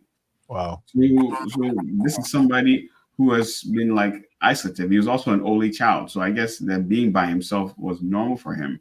Yeah. When he was working, he was forced to be around people. And then when he stopped working, he's at home. His wife goes to work. His kids go to school. He's by himself. He doesn't have friends. He doesn't have associations. He doesn't have groups that he's able to participate in or actually be amongst people. So he started to become depressed. Now, he was really driving the medications. And I'm like, listen, the problem is not medication. The problem is interaction. Like, you don't have anybody you can talk to. You don't have anybody that you can brush ideas off of and just relate to and just talking nonsense or arguing with them about different topics. It gives you that back and forth and allows you to actually be restored in I would say like a spiritual or even a soul kind of way that we get when we are interacting with other individuals. So I was like, you know what, let's stop the medication. I want you to go and find something that you like, a bowling group, a chess group, or anything like that, and really go and put yourself in that situation, put yourself around those people, and then we'll see how things go after about 6 months to a year. And he started to implement those kind of things, found some basketball groups, and he was able to actually feel better without the medication. And I told you, it wasn't the medication that you needed. Like, you're not living a normal life. What God intended for us to be on this earth is not by ourselves. So if you see that you're not in the way that you're created, and like you're not getting sunlight, you're not getting interactions, you're not eating right, you're not drinking water, like that's how God created our bodies. So if we do things that are in opposition to how we were created and how we're supposed to function, of course you're going to be pathologic. Of course you're going to see all those kind of symptoms. Thank you all so much. It's 7:34 p.m. You're still watching the Progressive Minds show. We are talking about isolation, the need to reconnect in this mental health celebration or recognition. We have a few more comments that I'm about to read out in the next few, I'll say the next 10 minutes or so before we wrap the conversation up. Would like our guests to help us navigate how we reconnect. Some of them has been mentioned during the conversation, but we will still want to find out some ways that we can help each other in this society that we're living in. One very key thing that it's been brilliant so far, but something that I also want to emphasize, which Dr. King says, is that the responsibility is on us, to help those who are isolating, and I think that's very, very important. So that we don't leave it on people and say, oh, it seems like they're going through something, and then we just leave them there, but literally go to them and get them to be part of something is where it's at. She says, Naila says, I isolate. Okay. And she goes on to say, it seems better to isolate than isolate and be disappointed with those people constantly. Right. And I think that maybe Dr. King, you want to respond to that? Yeah, Nala, find better people. Your problem is not that you need to isolate. The problem is that you're socializing with the wrong people. And so if they feel wrong, find other ones. And the best way to find better people is to go hang out with people who are doing better stuff. So that's why I went to church, is because it's the same ratchet people, but they're doing better stuff. And in fact, it actually isn't the same ratchet people. The less ratchet people are at church. The more ratchet people are at the club. And on that note, let me introduce Christina King, who is a sister to Dr. King here. It says, that's my brother, Dr. Bill. Great job, all of you. Very informative. So, yeah, I'm here because she told me to come. Yes. Thank you, Chris. Yeah, go ahead. I also wanted to note that, when you work with a coach or a spiritual counselor, whether it would be with yours truly, I would love to, but if you work with any, a coach or a spiritual counselor, starting there and being held accountable, I think that's a huge step, right? That's a huge step in the right direction, because it's easy to sit here and say, join a club, join a sport, join an activity. But really, seeing someone who's in this professional, seeking professional services with someone who you are consistently seeing on a weekly basis, who's going to hold you accountable. I myself, I give skills practices. I set a list of goals, and I work with people who really want to see results, who want to produce real life results. If you really want to come out of self-isolation, start with getting some professional services, a spiritual counselor or coach who will actually set goals in place to help you reach those goals. And also, to the commenter, you're always going to face people who will disappoint you. I think it's really important that, and this ties back into our spirituality, right? Because people are going to disappoint us. If we had all the answers, relationships would be easy, right? Relationships are not always easy. It does take work. I work with couples every day on strengthening their communication, because that's usually the biggest issue in the family dynamic and friendships and couples. There's poor miscommunication, there's miscommunication, there's lack of communication. And a lot of that stems from what they saw growing up, how they witnessed their parents' communication or lack of, right? Or maybe they witness, people yelling and screaming at each other all the time, as opposed to calmly expressing themselves. So when you work with somebody, that is going to hold you accountable, and also helps you strengthen your connection with your creator, you will navigate these relationships in a way where Problems, yes, they will arise. Yes, you're going to have conflict. Yes, you're going to have people who let you down, who disappoint you. Even our parents are going to let us down and disappoint us, our brother, our sister, our mother. But protecting your peace, prioritizing your self-care, strengthening that connection with your creator will help you be able to navigate these relationships in a healthier way to where it's not detrimental to your health. Awesome. Can I make a request? And this is a little request to both LEILA and practitioner AKWETEY, if you will. If some of our guests who are watching, the audience who are watching now, want to seek your services, can you please promise them that you give them a big discount so they can use your services? You don't have to promise, but we will hope that you would assess some of the people, because just say Alinko sent you. Alinko sent you. No. Okay. Yes, we offer a sliding scale, so we work something out with people. We look at your income and things like that. Okay.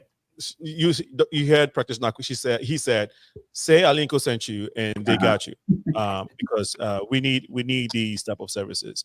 But when you call Dr. King and you say Alinko sent you, he wouldn't know who Alinko is. You have to say Christina King sent you.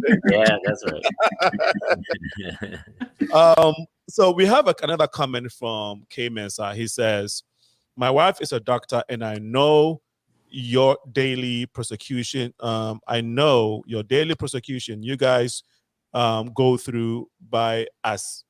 Okay, I'm sorry if I'm not getting this right. My question is, with a tough sociology training you guys get, what time do you do, or what makes you guys happy in normal life like others? Okay, I think we all understand the question. Sorry, I couldn't read it exactly the way he wrote it, but I think there's a question to my guest, and because we have a few minutes, I'll start with LEILA. Quickly, if you can straight to the point, 30 seconds, you want to respond to that question? I hope I understand this question correctly. Basically, as practitioners, you go through a lot. What do you do to have a normal life like any of us? I'm very grateful. I have to say, me personally, I'm very blessed because I have friends and family who know that this is what I'm doing all day, every day, helping others. So they check on me, hey, have you prioritized your self-care? You're always telling all of us to. You're always telling us to prioritize it. So are you taking care of your health? Are you taking time for yourself? Are you eating the right things, getting enough sleep, drinking enough water, etc.? So just trying to hold myself accountable and practicing what I preach. Right. Okay, thank you. Practitioner AKWETEY. Okay, people are going to probably say I'm crazy, but okay. So what I usually do is I actually go to get good sleep. So go to bed in time. And then I like to wake up early. I wake up a little bit before 5. So I do my prayer. I do my meditation. And then I also have workouts. I love to work out. So going to the gym. But then I also have a group of guys whom I torment on the court on a regular basis. So I love to play basketball. So that's actually one of the things I really enjoy doing. And I have a group of guys I play with, and we talk a lot of smack to one another. And then if you're me, you can back it up on the court. Outside of that, I do prayer walks. And of course, I'm in ministry. So one aspect of social interaction is actually getting into the mindset of serving others. A lot of people who say, oh, I don't like people are doing bad to me. Those are people in general. I'm not making it's not in general, who don't have a role or responsibility where they're continuously or like in a regular way giving unto others. Because when you do that, it really pays you back spiritually, emotionally, when you're able to serve others and you're actually seeing the benefit of what you do. Then you're not so much interested in what they're doing for you. You're just so fulfilled in what you're doing for others. So for me, that's a very, very big thing. When I'm able to preach, when I'm able to teach, when I'm able to counsel in church, it really is fulfilling for me. Also spending time with family. I spend time with my kids, teach them how to do stuff, spend time with my wife. And on Saturdays and Sundays, and my brother's listening, we get online and play video games together. So like those kind of things are things that I do on a regular basis. It's not one-off. these are routines that I've had for myself. So as my work is draining my cup, then I'm able to fill my cup with these other activities. It's I think it's very easy for the Marines to keep a very disciplined routine. Those of us who are not Marines, not even soldiers. The rest of us got to push ourselves. We got to push through. We got to push ourselves.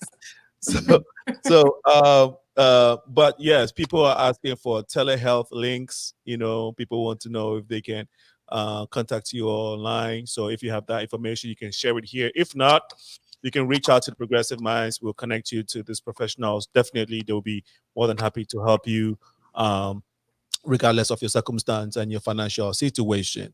We're a family here, and they're willing to help.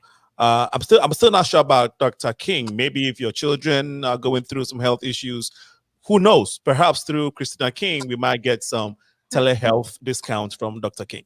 Yeah, no telehealth. You got to come to me. We got to come to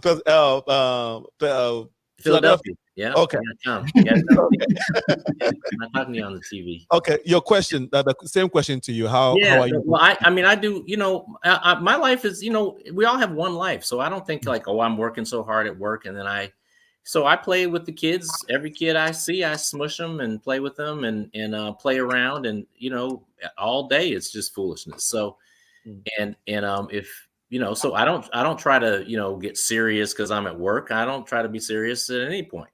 So that's one thing is just trying to separate ourselves into kind of like my professional demeanor and my personal demeanor and with family demeanor. No, I'm the same. That's one thing that's very helpful in life is to kind of get to a space where you can where you're the same person. Yeah. The second thing, I fish. I'm a serious fisherman. Meaning I can catch any fish anywhere. Just show me. You just give me something pointy to make a hook and something stringy to make a string, and tell me what they eat. So I do that. But I use the fish to trade, to connect with people. I'll trade fish for chicken or fish for somebody has eggs, and I do a lot of gardening, and so I grow stuff in the garden and I use that to make. I make jam and then I trade jam for friendship, So I think you need to think about fish. You trade fish for goats? Yeah, right. Yeah. It takes a lot of fish to equal a goat, though. So that takes a lot of fishing. So I haven't luckily I haven't found anybody that needs to trade goats for fish. Yeah, I would definitely make that trade. So I think it's important for all of us to realize that, we have to make these, now I do, I also walk and, I do in things like gardening. Gardening is solitary, but I use the garden. The only reason I garden is so I have something to give to those ladies at church. And then with that, you give them some collard greens and now they want to be your friends. So, you make friends that way. Right. You don't have to be, if you do stuff that people might like, then I don't try to be friendly. I just bring people stuff. Yeah. So that's a lot easier than trying to be charming, So if you bring jam, my neighbors, I just, I bring, if I have extra daffodils or tulip bulbs or whatever, because I've been gardening well, I bring them some tulip bulbs. I don't have to be friendly. I can just bring them some flower bulbs. So I think that's how I do it. I try to, you have to make your life a single life in balance or else you're unhappy. Balance is so key. That word comes up so much. My clients know I'm always using this word. Balance is the key. It really is. Awesome.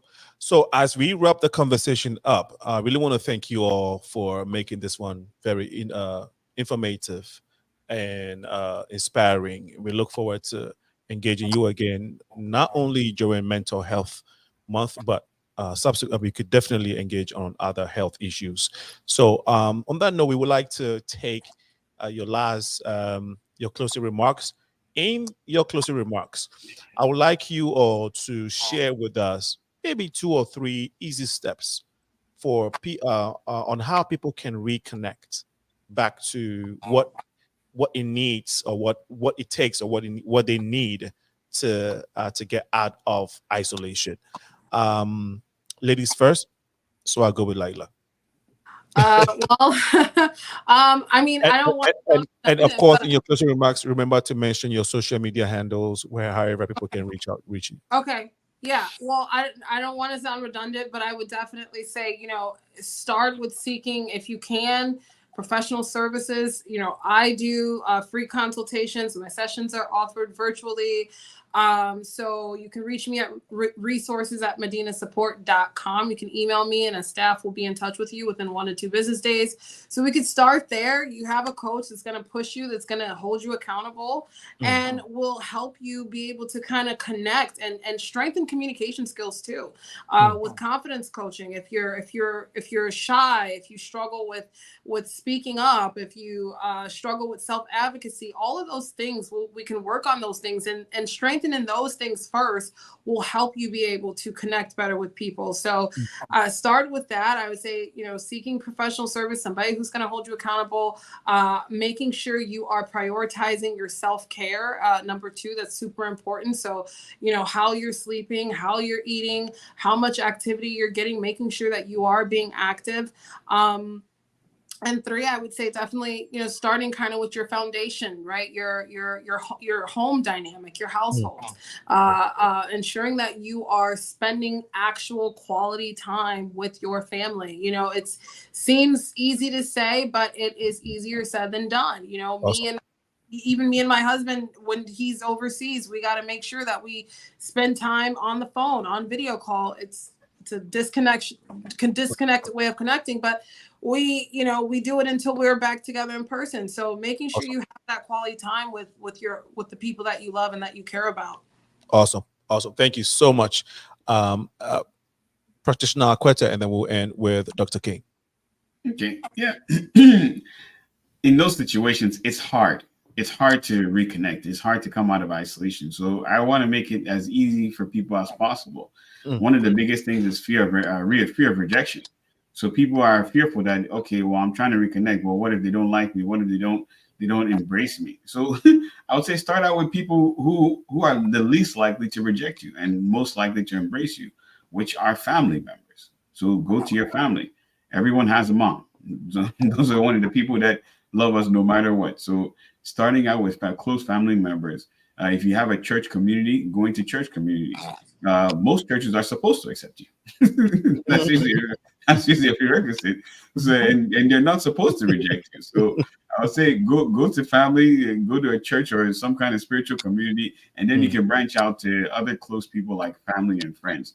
So it doesn't need to be, okay, well, I need to go and join a men's group, or I need to go and join a social group of some sort. Let's start with the people who are more likely to accept you and less likely to reject you. Family, church, friends and family, those kind of things. And it's usually an easier step that way. Right. And social media handles? Oh, social media, just check out search for Reverence Behavioral Health Services online, whether on Instagram, Facebook, or the World Wide Web. You can find it. Awesome. Thank you so much, Dr. King. Yeah, I say, connect, you make a physical connection with people, join a physical group in person with people in front of you, and connect by doing things that you like to do together. So whether that's a dance group or a chess club or a debate argument group, or if it's just going to the farmer's market where you just like to argue and barter for different kinds of things that you like to eat, and then plan to make a connection, plan to invite people over, plan to be invited over. Hey, can I come to your house? I can't invite you to my house. Can I come to your house? One thing is we need to say yes. We need to stop saying no to ourselves first and say, hey, you know what? They probably would not. What are they going to say? No. So what if they say no? Ask again. So we need to stop kind of giving ourselves excuses for not trying, because it's really mainly our own inhibition that's holding us back. When you ask, if you ask people, they usually want to do stuff. They usually will say yes. And if they don't say yes right now, how about next week? Then connect to you have to find a faith family, somebody who shares your beliefs, your values, your culture. And you have to go to the place where they congregate, and you have to put up with being new until you're not new. And this idea that somehow because we feel uncomfortable, that's a good enough excuse. No, dummies. It's not a good enough excuse. You have to overcome those little inhibitions. We're grown-ups. We have to show our kids we're better, we're stronger. Hey, I'll go talk to them.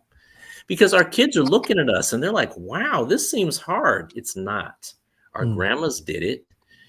So that's one thing, is connect with your faith. You find a faith community. You have to find something. You can't be alone. And then finally, you have to connect with the people you're already connected to, who you didn't disconnected from.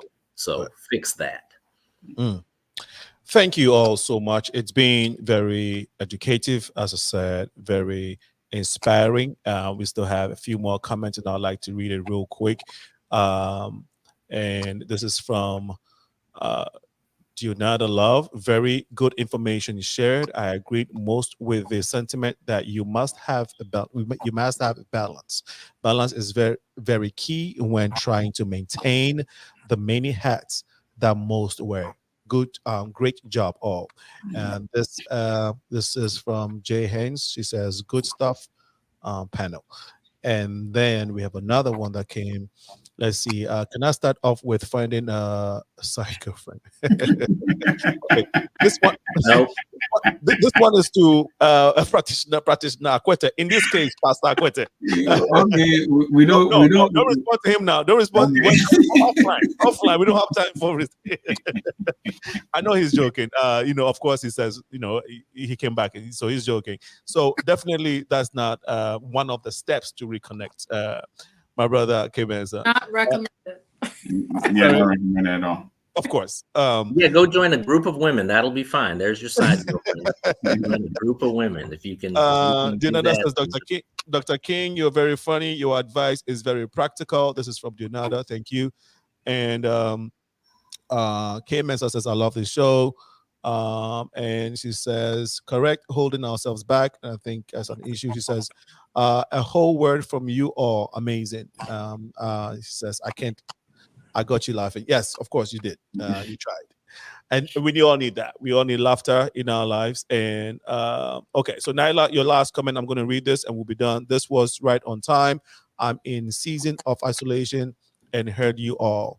And of course, Naila, you can reach out to any of them, especially Laila and practitioner AKWETEY. You have the information. You can reach out to me and I'll pass on the information. When it comes to Dr. King with your children, you have to go through Christina King. I said that already. Okay. But that said, I want to thank you guys. This has been very great. And we look forward to engaging you all. Remember, June 20th, 21st, 22nd is the exchange ceremony.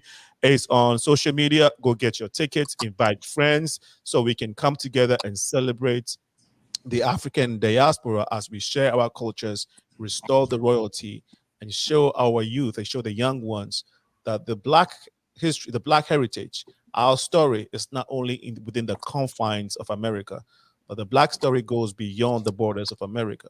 It's rich and it is powerful. So make a date, save those dates, June 20th, 21st, 22nd, especially 22nd. Do not miss it as we're going to share our food, our fashion, and our dance collectively. We're going to see youth performances. We're going to see song ministration from artists. And we're going to see a live coronation of kings and queens here in the diaspora, the African way, the traditional way, the Ghanaian way.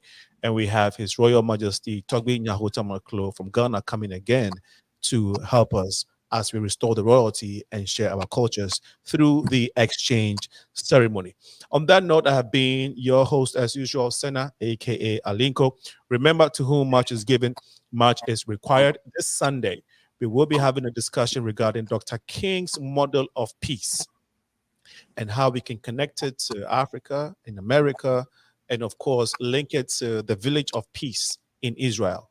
The Black Jews who are in Israel, some of the challenges they are going through, but of course, using this conversation to go out in the world to say we need peace, and using the MLK model and how he propagated peace, not only here in the diaspora, but across the globe. So join us this Sunday at 4 p.m. And of course, next week, Tuesday, we shall be here serving you again.